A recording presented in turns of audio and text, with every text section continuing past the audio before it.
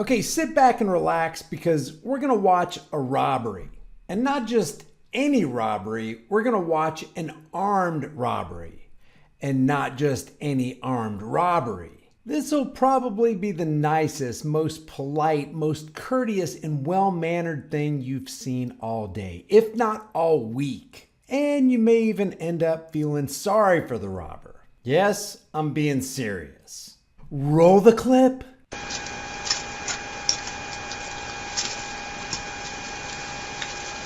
Thank you.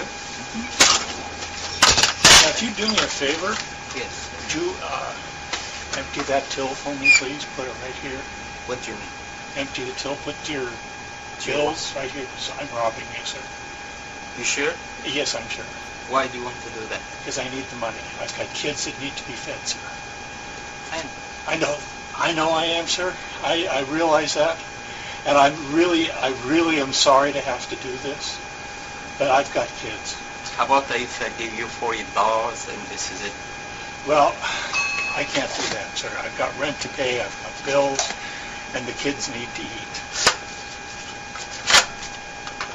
Super calm, super polite, super professional. Thank you very much. I appreciate it, and I really am sorry, and if I ever get back on my feet again, sir, I'll bring it back. I'm sorry. God be with you, man. Thank you very much, and with you too. Thank you.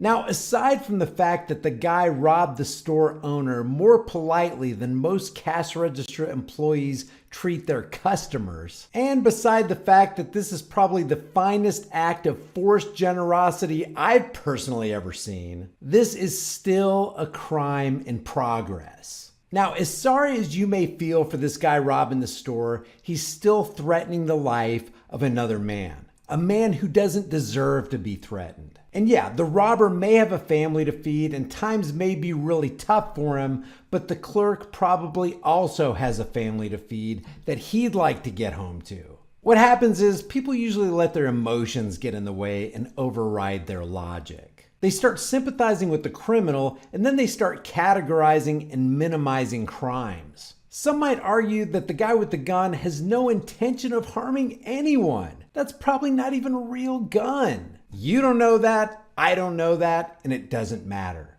From the clerk's perspective, his life is as good as gone. And if you were the clerk and you were armed and ready and capable, what would you do? Would you assume that it's a fake gun and this robber means you no harm? Or would you think the worst and take defensive action?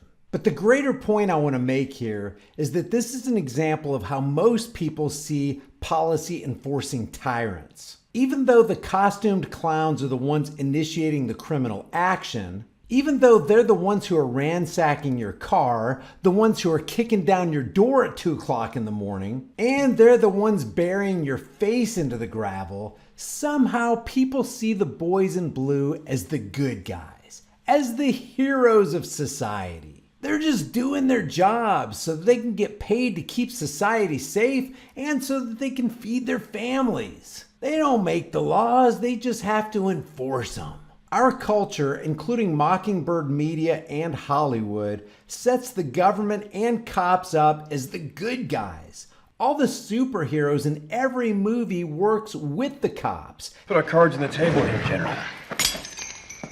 You're scared of me because you can't control me. You don't, and you never will. But that doesn't mean I'm your enemy. They work with the government. They're not working to expose them and bring them to justice. This man is not our enemy.